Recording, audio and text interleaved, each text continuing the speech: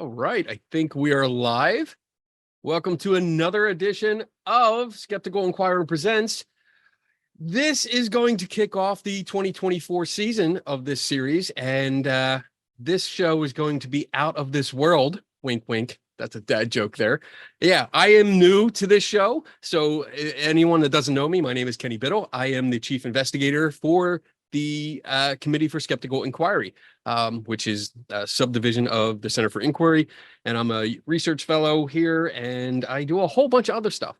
And they asked if I would do this show, and I said, well, who is the guest? And they said, Brian Dunning. And I was like, I'll do it anyway. But anyway, so yeah, we're gonna do this show. Let me give you an intro to Brian before I bring him on. In an age when misinformation, alternative facts, and conspiracy theories have become mainstream, UFOs have become one of the most talked about phenomena throughout popular culture. I mean, it really is. Congressional hearings and all that stuff. What is in our skies? What do we know? How do we know it? You know, and most importantly, are we being visited by aliens? I want to know. Do you? I do. We've had committees assigned to investigate reports, congressional hearings involving whistleblowers, and a plethora of TV shows claiming aliens have and still do visit our pale blue dot of a planet. Our special guest tonight is my friend, Brian Dunning, the producer of a feature-length indie documentary film called the UFO movie They Don't Want You to See. I love doing that. For the next hour, we'll talk about the science behind today's UFO/UAP phenomena, why Dunning made the film, which is available to stream now on Amazon Prime and other platforms such as YouTube. It's for free on YouTube. You can watch it for free. I did. As well as the reaction to it from the UFO community, which should be very interesting. I was reading some of the comments. We're going to get into that in a second. What answers does science have to give us? Brian Dunning is a documentary filmmaker and host of the Skeptoid podcast. If you haven't listened to Skeptoid, I don't know what you're doing, because I've listened to it for years. Love it. His recent films include the 40-minute free educational movie Principles of Curiosity from 2017 and the award-winning feature documentary Science Friction, which was really cool. I love that, except that I wasn't in it, but that's okay. Maybe next time. Both are now available on streaming services. Dunning is also a member of the National Association of Science Writers. So with that, I like to bring in Brian, and we're going to have a discussion. There he is. Hey, hello. Hey, what's going on? So, not too much. Thank you so much for having me, and hello to everyone out there. Yeah, I mean, this is great. I heard that you were coming on, and then I was asked if I would host the show because Leanne Lord, who usually does the show, was busy. She had something going on tonight and she couldn't make it. So I was the second choice, which is always fine. Second stringer. Yeah, that's fine. I wasn't even the second choice to make this movie. I'm sure I was way down the list. So this is your show. This is a conversation we're going to have. This is not the normal presentation kind of thing where people watch a slideshow throughout, which I like. I like this better. I like that nice interview or a conversation that we're going to have. So we were discussing right before we went live. Do you want to do softball questions, or do we want to get into the entertaining comments? And yeah, I mean, the comments really answer a lot. You know, when you put a film out on streaming services, you really don't get any feedback. You know, right. Some people will review it, click a review, and you'll get, you know, a certain number of you know, stars or points or something, but you don't really get any real feedback. And with this film, you know, and we can talk about the whole landscape of the independent film distribution industry right now, but with this film, it had a decent run on streaming services. Okay. And then when that starts to dip, then I put it up on YouTube. And that kind of keeps the viewer numbers going strong for a longer time, gets it in front of more eyeballs. And right. The neat thing is, once it gets on YouTube, then you actually get comments. You can turn on the YouTube comment section. And, you know, all the things they say about YouTube commenters being like, you know, the lowest form of life that ever existed. There's a lot of truth to that. I mean, so many of the comments, they're not even intelligible. You can't even tell what the person is trying to say. Yes. I don't know if these are just really young kids, or I have no idea. But among the cogent comments, you can detect a number of themes, and that's really the most interesting part. I wish I could have had access to that before making the film. I had a certain amount of feedback on what people think about UFOs, but what things I hadn't anticipated are all of the religious connotations. So many people think aliens and UFOs are angels or things like that. Right. And the things that I had anticipated that obviously people weren't satisfied with, the things like beliefs like aliens are smarter than us, therefore the laws of physics don't apply to them and they can do anything. Right. And that was really the hardest question to answer in the film. But Yeah. did you have anything? Or I saw a bunch of them. I went through a lot of it today, and you are absolutely correct. There are quite a few that I had to read over and over again. And at first, like, there were a few that I skipped over because I didn't think it was English, because it was just so bad. And if you want, like, I have a few here that I'd like to read out. Yes, let's do that. But let me point out, behind the YouTube no longer shows how many upvotes and how many downvotes it has. Okay. They only show the number of likes. I want to point out it is 80% upvotes and 20% downvotes. So the comments are at least 95% negative. It's the UFO people who are so passionate about this and who took the film as a personal attack against them. Yes. And you can see their average viewing time was like 15 minutes. They didn't even watch it. They just decided it was the antithesis to what they want to be true. And so they left some horrible, nasty comment. Right. Attacking something that if they had watched the entire film, they would have found that I agree with them.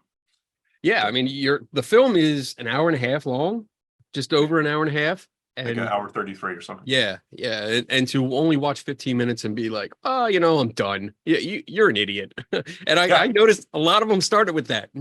Yep. Dunning, you're an idiot. But a few of them. So just to point out, like, from what I have here in front of me, it had over 780,000 views so far since December 29th. And there are over 4,400 comments that I saw when I checked it earlier today. And I mean, you had some positive ones. You had some that said, Mr. Dunning, so happy I found your channel. I really enjoyed this. It was well put together. Another one said, we need people like him in our governments. People should look. No, thank you. Look up the scientists rather than the Kardashians. Thank you for a very informative video. I did see quite a few that were positive comments. And then we get to the not so positive comments. And some start out pretty simple. You chose the easiest to debunk. Also, aliens don't use speed for interplanetary travel, and they've been on Earth longer than humans. Study the proven aspects of quantum physics and thought. That was it. We have. Well, I would say that comment right there kind of perfectly addresses the main goal in making the film. We were going to make our mission at Skeptoid is, basically the same as yours. It's promoting critical thinking and trying to encourage people to think more scientifically. So that's our goal. Our goal is not to make UFO movies. So UFO movie was kind of an afterthought. It's like, what's popular right now? What's a good vehicle to get a message of critical thinking out in front of people? That's why we chose the UFO topic.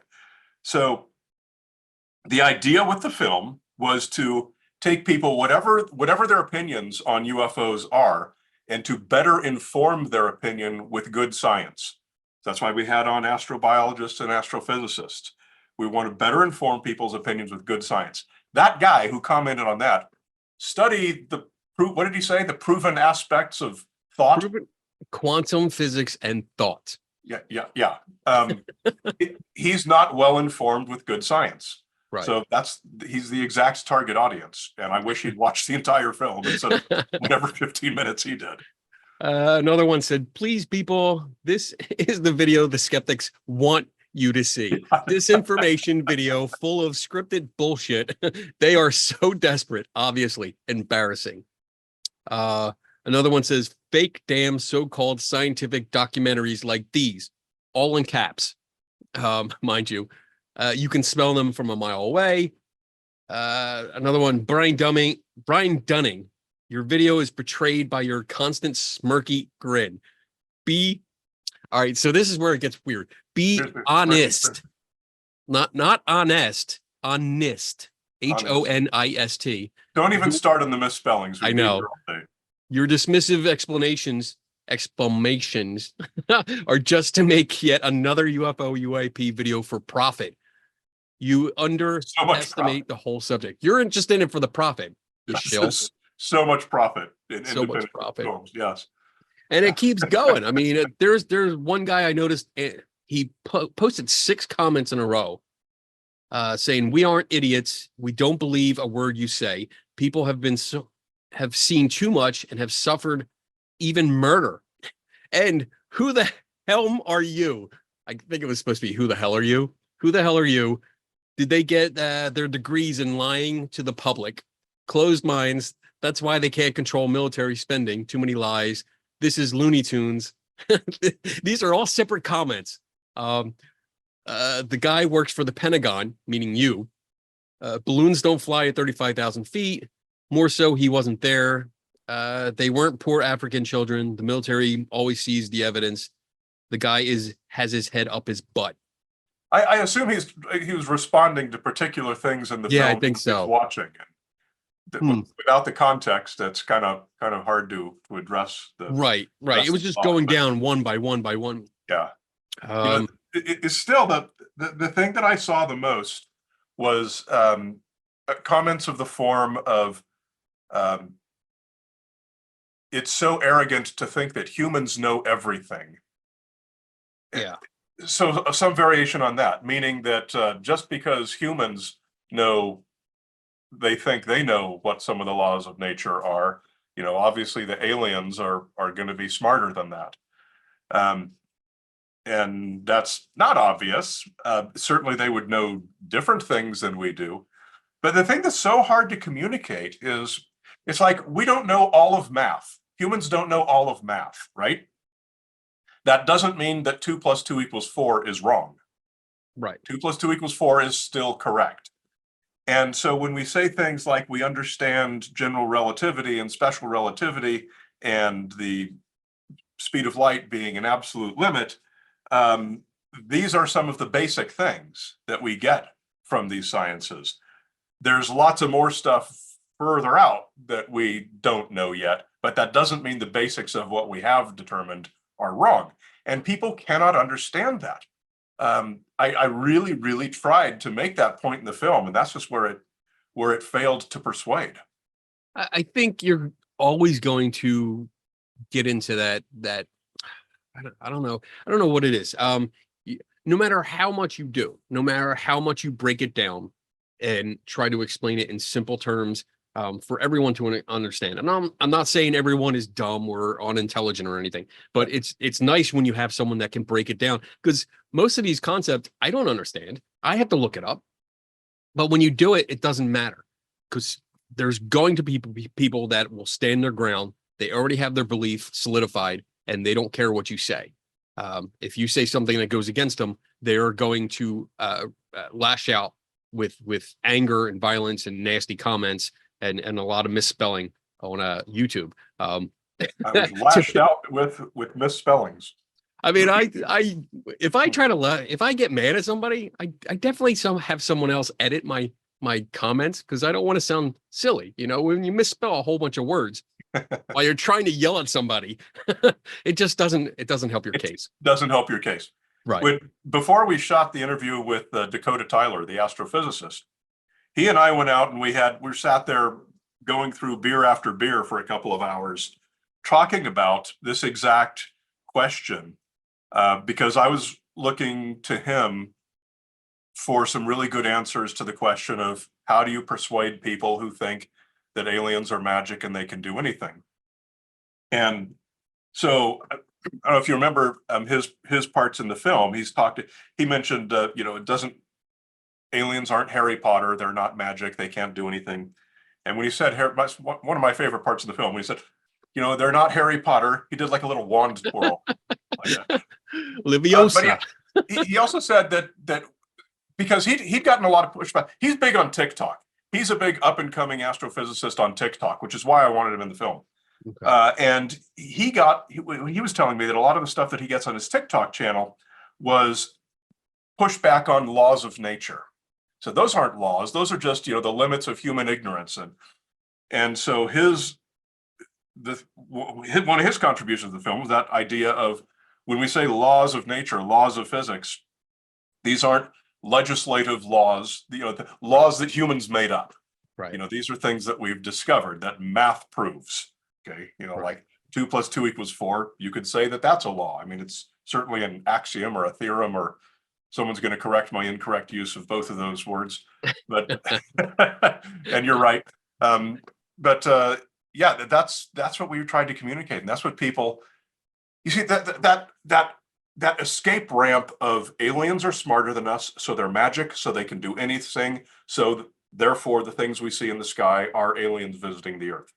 That escape ramp, having that, allows them to maintain their belief, and so it's. I always go back to, you can't reason someone out of a position they didn't reason themselves into.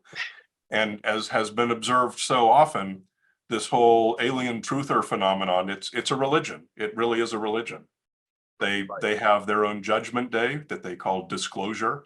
They have their own prophets, who are all the UFO personalities whose names keep popping up in the news. It's a religious belief. And maybe I was misguided to try and make a science presentation to better inform their beliefs. But we all hope to reach. Maybe there's people on the fence that we can reach who are open to learning something.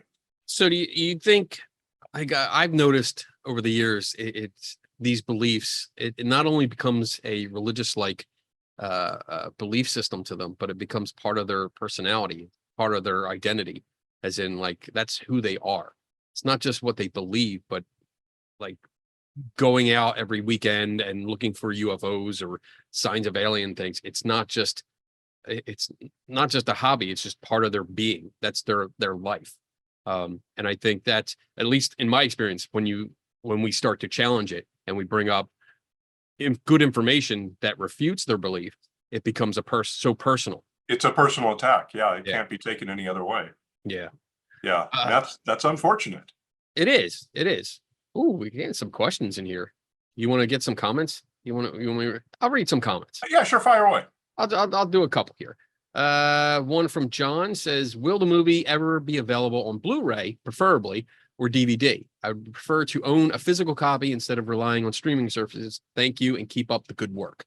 Yes, it will. Although I have not been given a time frame from the distributor on that. I have no idea when, but it will. And I also don't know if it's Blu-ray and DVD or both. Okay. But as soon as I do know the answer to those questions, all the updates for the movie I put on the website. It's the UFO.movie.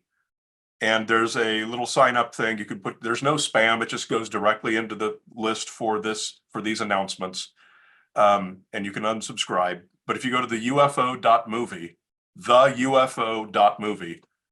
you can sign up to get the email announcements of any significant news, and that's where that'll appear.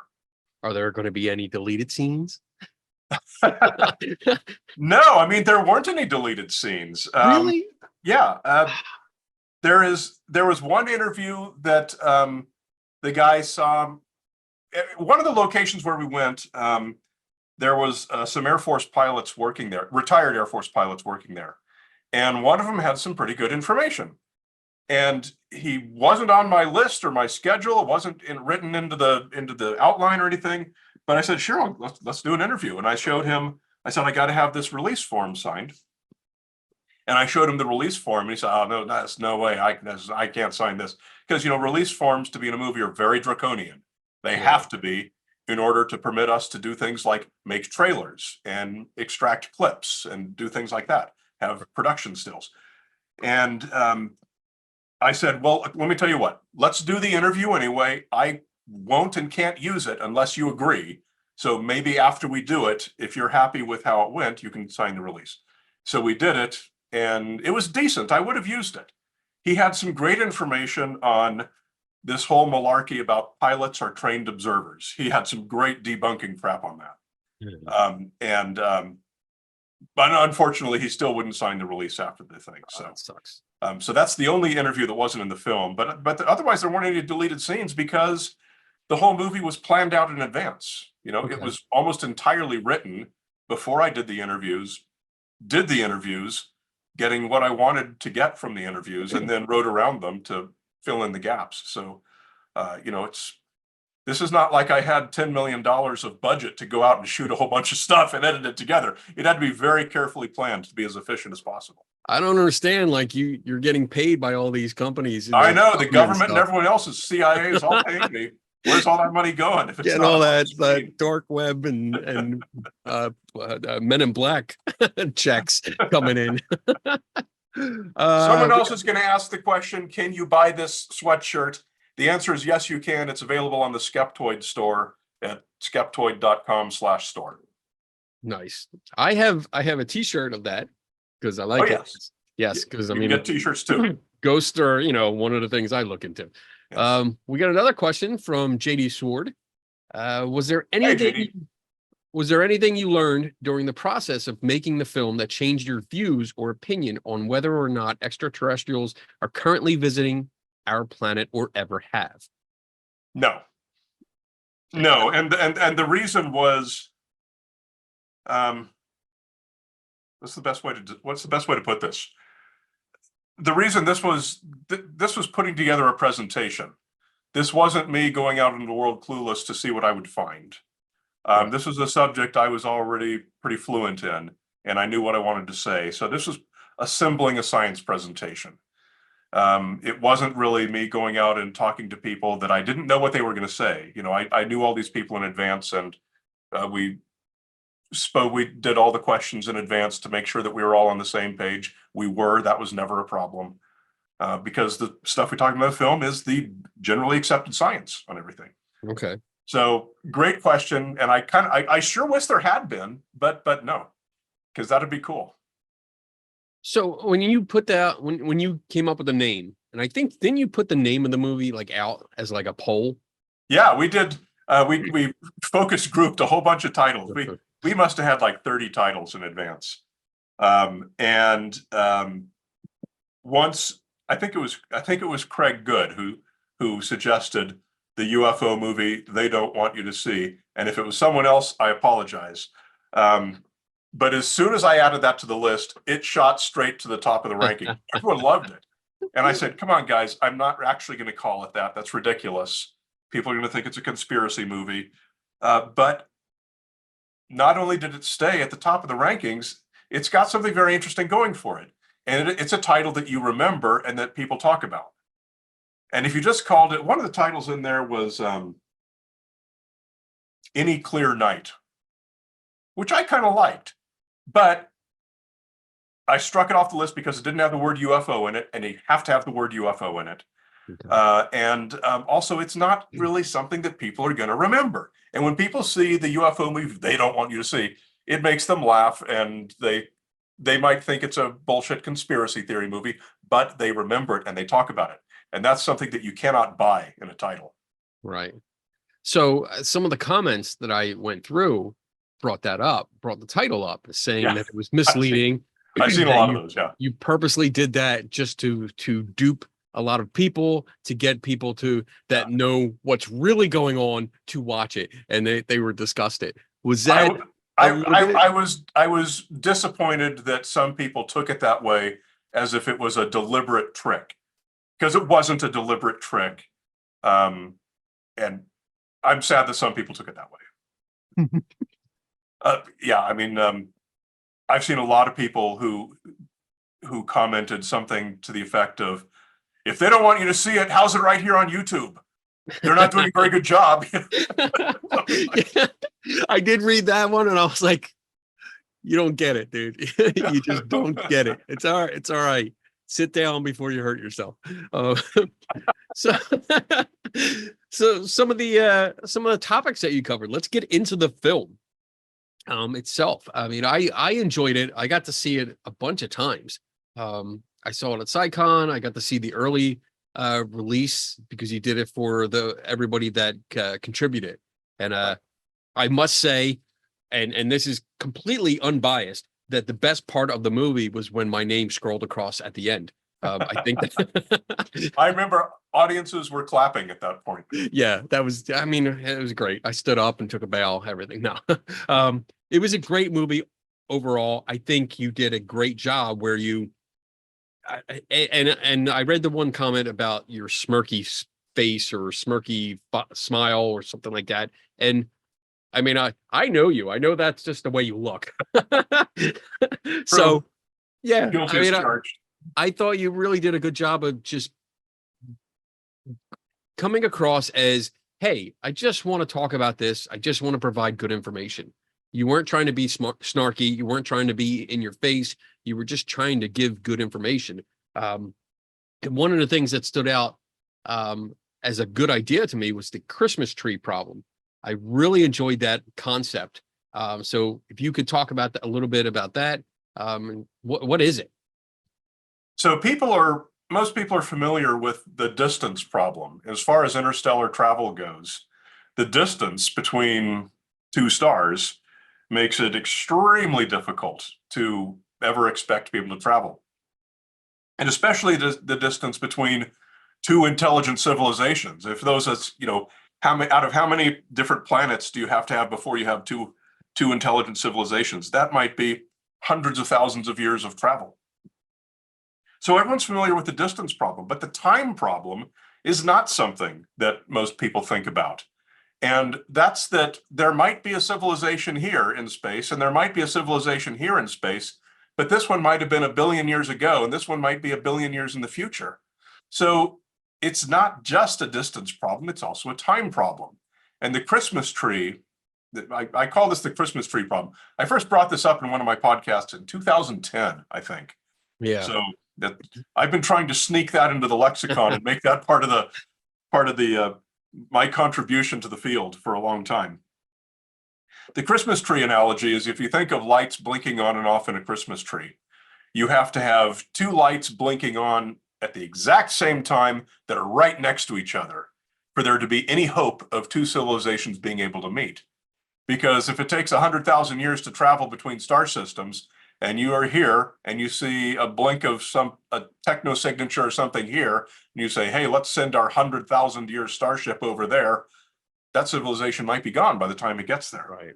So the time problem is definitely a very big one, and it reduces the chances, enormously reduces the chances of two intelligent civilizations ever getting to meet each other. And as I say in the film, that's a problem that we hate. Because we would all, I don't think there's anyone who would love nothing more than to meet an alien civilization and to have some kind of an open line of communication. That would just be cool. I mean, I grew up with Star Wars. I grew up with Star Trek, and it was always that idea growing up as a young kid, like, oh yeah, if we want to go to a different planet, we just, warp drive. We'll just be there soon. No big deal. Little light speed, not a big deal.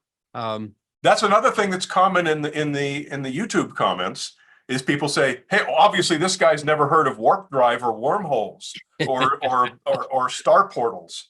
Right. That's science fiction. That's not reality. And so Whatever. many people brought up the Alcubierre drive. Oh, that I had to do a Skeptoid podcast episode specifically about the Alcubierre drive. And I would have put that in the film if I'd realized that was going to be a big area of pushback. wow. Yeah. Yeah. So yeah, later in life when I realized, how big space really is, or at least tried to understand how big space is. I can't wrap my brain around it. It's just too big. Then I got depressed. I got sad because like you said, like I would like nothing more than to meet an alien race, but it's just not going to happen. I'm never going to set foot on another planet, which kind of sucks, but it does kind of suck. Yeah. The interesting thing to me is that the book and movie Contact the book by Carl Yes. Sagan. Yeah. The concept in that film is probably how this would happen. If two alien civilizations were to get in touch with each other and were to have some kind of meaningful interaction, the way they do it in that film is probably how it would work. And it's basically, it's electromagnetic communication. It's radio signals. I think Sagan pushed it a bit with instantaneous communication in some way. They were able to join some sort of a virtual reality thing together. But that's how it would work. It's going to be, what can we say to them and what can they say back to us? And be happy to wait 25, 100, 200 years in between messages. Right. Yeah, that's a slow text, man. That's like AOL, kind of like internet speed. Yeah. So one of the other things that you bring up a lot of cases. You have a high bar of evidence, and you talk about something that I saw in the comments a lot. The Rendlesham Forest. I saw dozens and dozens of comments, just really bringing up ideas like, well, how could you say that? Because the base was right there. They would have known what the lighthouse looked like. They would have known that it was there. They just couldn't accept that your explanation was that there was a lighthouse there, even though you had the beep in there timing it, showing it. And other people said stuff about like the light had an opaque backing or different colored backing. What's the story with that? Like, in a nutshell. Yeah, I mean, that's the one that History Channel has probably hit that story harder than any other, which is why so many people know it, which is why you saw it in the comments a lot. History Channel, that explains a lot. Yeah, and that's all there is to it. The authority on the Rendlesham Forest case is a guy in the UK who lives quite near there, named Ian Ridpath. He was a reporter for the BBC when this happened, 1980. I think it was 1980. He was a reporter for the BBC, and so he was the one who was sent there to interview everyone for the live TV reports, or the not live, but the next day TV reports. And since then, he just kind of became like a savant on the case. He has every single document. He's extensively spoken with everyone involved, and on his website, ianridpath.com.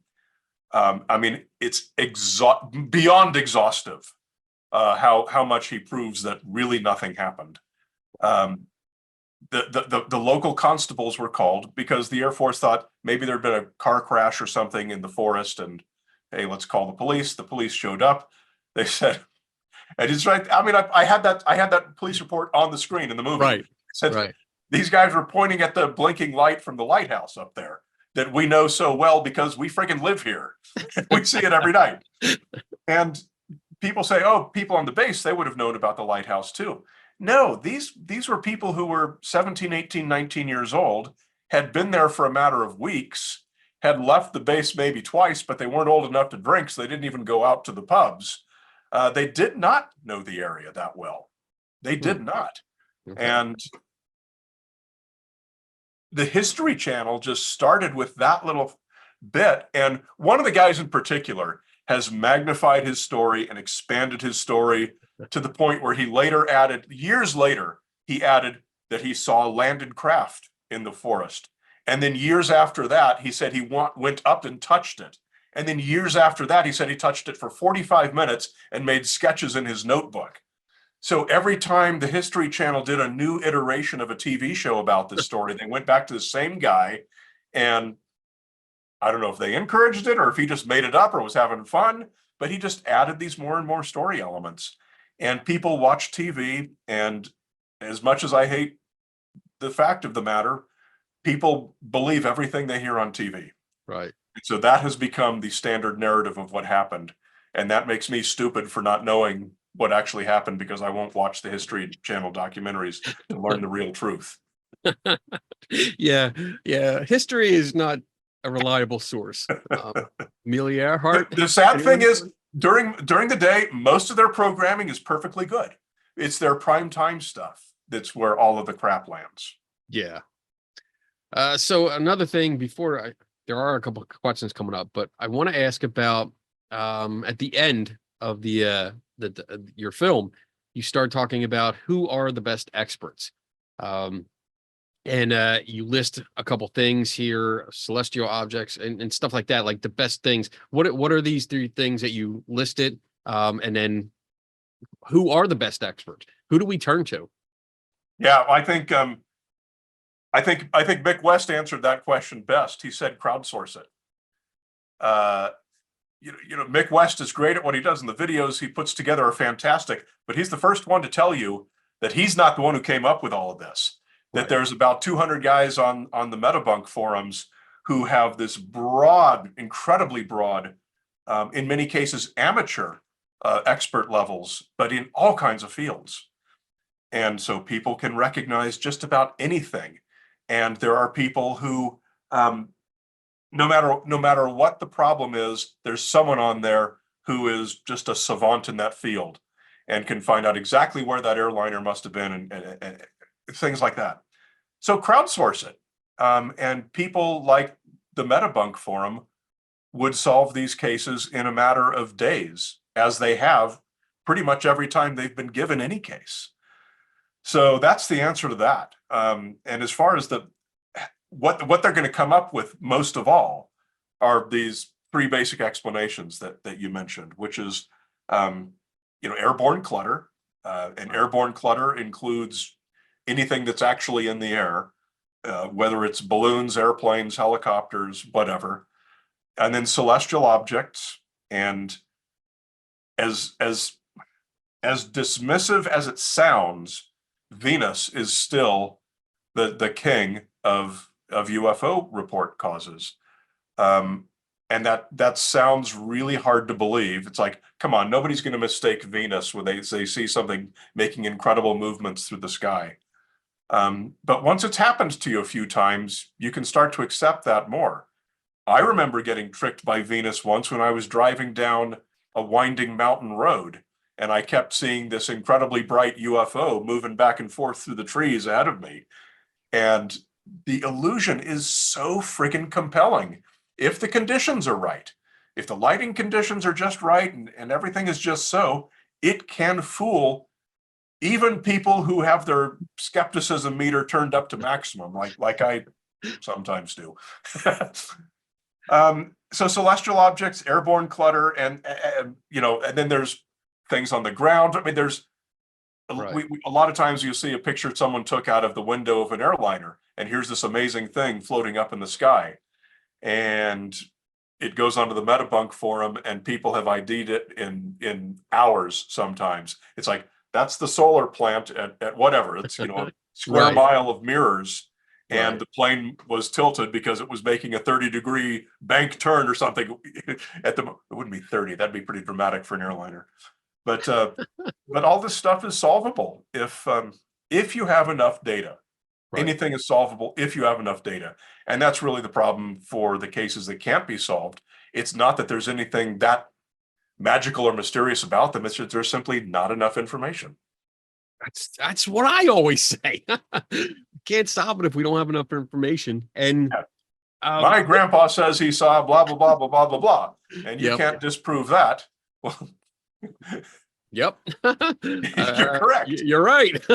Nothing I can do there. Mick West is definitely someone that comes up in the comments quite often. Oh, yeah. And not in a good light. No. People seem to hate him. And, like anytime UFOs come up, if I'm doing an interview or a lecture or anything like that, if I'm not talking at an event that's not more science or skeptical based, and UFOs come up, I always mention Mick because like he's my go-to. He's the go-to guy because, as you said, like his Metabunk forum with that community is just amazing. I love the work they do. And then Mick himself is a very articulate and gifted communicator of these solutions. And so he's the natural person to hate the most. Yes. He's public enemy number one if you believe that any given UFO anecdote can only be explained as an alien visitation. Right. Yeah. And I mean, you're right. He's so well-spoken. He is just calm. I've never seen Mick get pissed off. I don't think I ever will. But it's just amazing. And he's just a great guy. And he's got the English accent, so you can't argue with that. Yeah. I mean, that's whatever. Moving on. Damn it, Mick. No, he's a really good guy. But yeah, I did notice a lot of comments just tear him up, try to tear him apart. But I mean, he does a good job. If they just stop bitching about stuff and listen and go through the numbers and try to replicate what he's doing, they would come to the same conclusions. You probably saw a number of YouTube comments, I have anyway, that Mick's 23 minutes in the film is the movie's strongest point. Yes. Because we took 4 of the videos that are the most famous, and I sat there at Mick's computer with him for like 3 or 4 hours and, burned through all the SD cards on the planet, and then was able to take that back and transcribe it and reorganize it into as succinct and comprehensive as a presentation as we could. Okay. And I think it came through very, very well, and it is a pretty compelling segment of the movie. What's interesting? Like you said that Mick's part is the most popular, right? Segment. A lot of people say that it's the most effective. It's the best 20 minutes of the film. So when I go through, it's because you see me from behind instead of from in front. That's why. I agree. No, I'm kidding. When I'm looking at this on YouTube and I'm going through, it's broken up into segments, and you can go along and pick what segment you want to go through. But it's the segment that's named "Can Aliens Skirt Physics?" It actually comes up and says most replayed. At least for me, it comes. Oh, up. Interesting. I haven't seen that. Because I was just going through like, all right, let me see the different sections, and I'm like, wait, what was that? Most replayed. Wow. Okay, so it's at the end of your part about aliens skirting physics that comes up like that. Yeah, that's going to be the conversations with Caitlin Rasmussen, who now goes by 7 Rasmussen, and Dakota Tyler. Oh, cool. And the other young fellow who was in there, Miles. He was just some random grad student who happened to be there at the telescope, and we were talking between shots, and he said a couple of really great things. I said, "Hey, do you want to be in the film too?" And he goes, "Yeah." So he was another afterthought that I didn't do. That's cool. Including, but he had some great moments. His he was talking about the water hole frequency and how it's like the window of a house. So it's something that a window in the things that block frequencies in space and in atmospheres of planets and things. Okay. We do have some questions, and we're getting down to about 15 minutes left. This went by quick. All right. So I'm going to go through some of these questions. Stephen Hupp, our editor of Skeptical Inquirer. Yeah, I know that guy. I know that guy too. You discussed the wow signal in the movie. Can you explain more about why that signal is notable? P.S. I loved the movie. Thank you very much, Stephen. The WOW signal, the famous 1977 signal picked up on the Big Ear radio telescope at Ohio State University, that the guy famously wrote "wow" on the printout.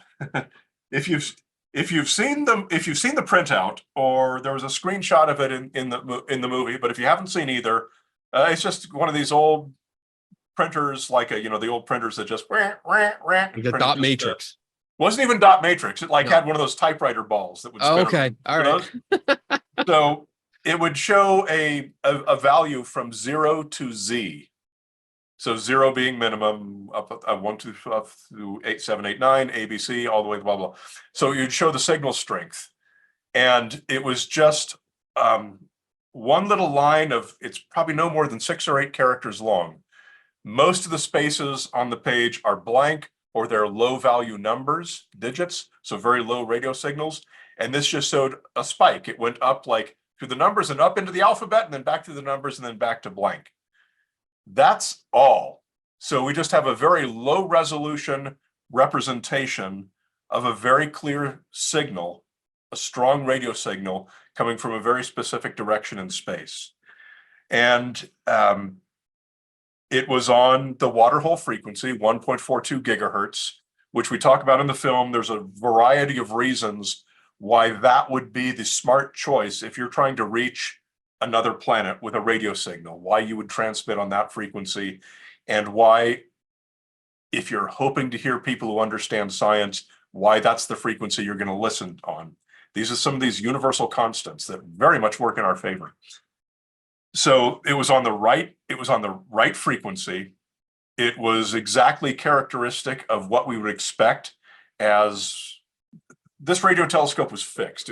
It's on the ground, right? It's a big thing on the ground.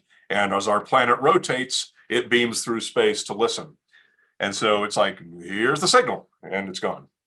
So many, many, many people over the decades since 1977 have said, oh, was there a satellite that flew over that could have been transmitting something? Was there a asteroid that flew by that could have been reflecting a signal back to Earth? And every one of those has been published, and every one of them has been debunked. So we still have no idea what it was. The only thing we can say that it was a clear radio signal from a point in space. There's no way to know how far. It could have been 10 miles off the surface. It could have been 100 billion light years. Wow. It came from a point in space in, I think, Sagittarius, in the direction. I say Sagittarius because I'm an astrologer and I speak in the terms of signs of the zodiac. Sadly, I knew that about you. That's a joke. I know. All right.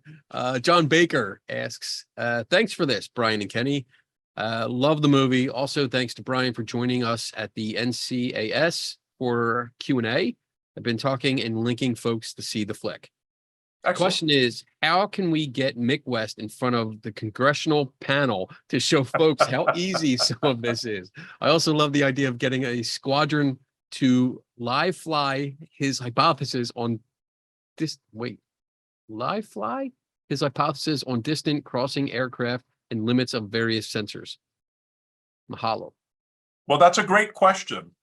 And it's not going to happen. And I'll tell you why. These congressional hearings are arranged by the UFO caucus. Oh, excuse me, they prefer the UAP caucus. I refuse to use that term. It's UFO.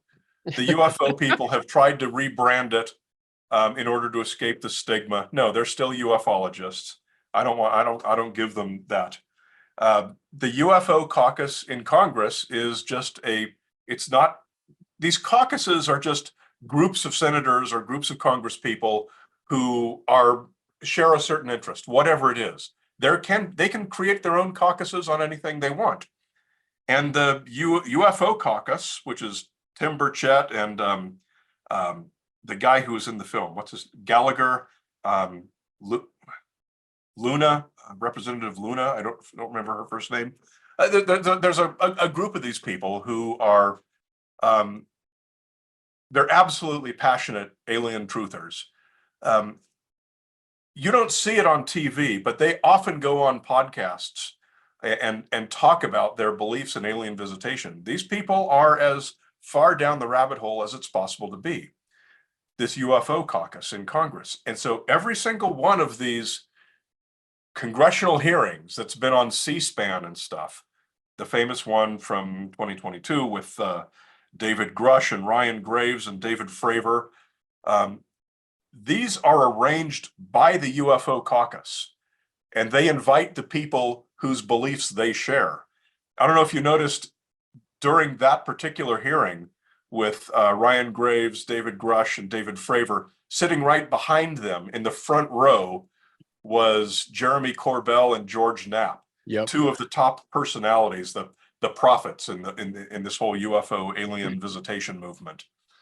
So this was very much just a group of UFO believers kind of stroking their own fantasy here and doing what they could with their jobs to try and convert more people to their perspective. Right. They are not going to invite Mick West. So that's why it's not going to happen. These are not like official proceedings of Congress where different members of Congress can, invite different witnesses with different skill sets or different perspectives. This is just a very small, very specific group, right, stroking their own personal hobby, really. Okay. Next one, Harry Holoduke, I think. I'm going to butcher some names, so I apologize in advance. Hello, Harry. Harry asks, any chance of getting the film into our educational system, middle school, high school, science classes? So we make everything that we produce available for download by teachers. We haven't done it yet for the UFO movie, but for all of our previous films, we've put together big lesson plan books, 30, 40, 50 pages of lesson plan ideas. That's all for free for teachers. And that's all on the skeptoid.com website if you log into the members portal, and there's a place for all of that stuff. So we do that. However, movies are available for classes just because of that's covered under fair use for educational purposes. You can use a movie in school. You don't need any special permission or anything, but we just try to grease that as much as we can. Okay. So absolutely, yes. The bigger question is, hey, can you get one of the major educational content providers to include this in their catalog? And that is something that we always try to do, but we're 4 people at Skeptoid Media, plus our board of directors and our board of advisors. We're stretched very thin, and we don't necessarily have all of those contacts. We would love to get some of the major educational providers, Macmillan, et cetera, to put some of the stuff in their catalogs. We just simply haven't had the resources to do it or the connections. But it's something we're very conscious of. It's very much central to our mission statement and what we want to accomplish. Okay, good. Next question from Samantha. How do you go Hi, about Samantha. navigating? Oh, sorry. I'm going to let you have a little space so you can hide everybody. How do you go about navigating conversations with people who believe in these things with empathy without softening your thoughts on how their views are flawed, especially when it comes to talking with people about how flawed memory can be? Very tricky not to come across as making a judgment about a person rather than pointing out the human fact that our memories are fallible, not specifically theirs. So I've done episodes of the Skeptoid podcast addressing this question more comprehensively. One of them, like if you search the skeptoid.com website, one of them is what to do. Like it's called Emergency Handbook: What to Do When a Friend Loves Woo. Here's what a friend or family member is doing something potentially deadly, like treating their fatal cancer with extract of seaweed or whatever it is. And I've done some other episodes too. My answer for most cases is nothing. I don't have that conversation because in most cases, there's no upside. You're not going to change someone's mind, and you're just going to damage a personal relationship. The best answer that I have to that question, because one of the common requests that I get is, hey, my dad, uncle, friend, coworker believes this weird thing. Do you have an episode about that debunks it that I can play for them? And I answer, well, I do, but don't play that for them. You're just going to shut them down, and they're not going to want to listen to anything else you have to say. Instead, play this other episode that you both agree with and get them into it. And then play this other episode that maybe pushes it a little bit further and get them interested in the process of how we know what we know and what's the benefit of knowing what's real compared to what's not. And if you do that right, let them come around on their own to questioning that core belief that's actually becoming a problem for them in life, if that is the case. But never try to address it head on. Never open with that. Never open with a direct attack on a loved one and their cherished belief. Right. Yeah, it won't end well. All right. Next question from William is, you may or may not have addressed... Hi, William. I didn't give you that second. Sorry. I'm going to try. I'll do better. You may or may not have addressed it in the movie. Did you look into some of the more recent phenomena, such as the tic-tac-toe UFO video involving the Navy aircraft and sensor data? Yes, you want to go and watch the movie, because that's the 20-minute segment with Mick West that we were talking about. Mm-hmm. So yes, absolutely. I knew that those were going to be the biggest questions, so I made sure that those were included. Yeah, and it was a good analysis too. I really enjoyed that. All right. Next up is Nick. Hi, Nick. Hi, Nick. I was muted. Sorry. Oh, see, I gave you the second. All You right. did. It's all right.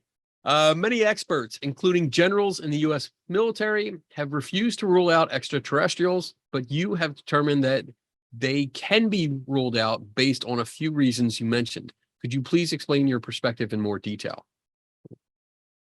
So it may shock people to hear this, but being in the military does not confer immunity from weird beliefs. So you're going to find through the military, just as through every other walk of life, you're going to find a cross section of true believers in alien visitation, and that includes generals. When the UFO personalities go out looking for people like Ryan Graves, David Fravor, David Grush, you don't go to the military and say, who here believes in UFOs? Because you're going to get very few hands go up. How they got connected with those people was at UFO conferences. You go to UFO conferences, you find the people who are already there and say, who here has been in the military? And half the hands in the room go up. That's how Fravor and Grush and Graves got involved in this whole UFO movement. That's why they gave their videos to Chris Mellon, and who gave them to Leslie Kean, who put them in the New York Times, et cetera, et cetera. Okay. You can absolutely find the people if you go through the right channels. Leslie Kean, famous for the infamous 2017 New York Times article, Black Money and Glowing Auras, whatever the headline of that was, that started this whole thing. She was a career UFO author. And one of her books was called, the exact title I don't have, but it's Generals and Officials Go on the Record, the UFO Truths or something like that. And this is exactly the same thing. It's old UFO stories found at UFO conferences where you can find someone who's a veteran who believes in it. And now all of a sudden you've got a general saying he believes in some old UFO story. Well, why not? There's no reason generals are any less likely to believe that than, barbers or bartenders.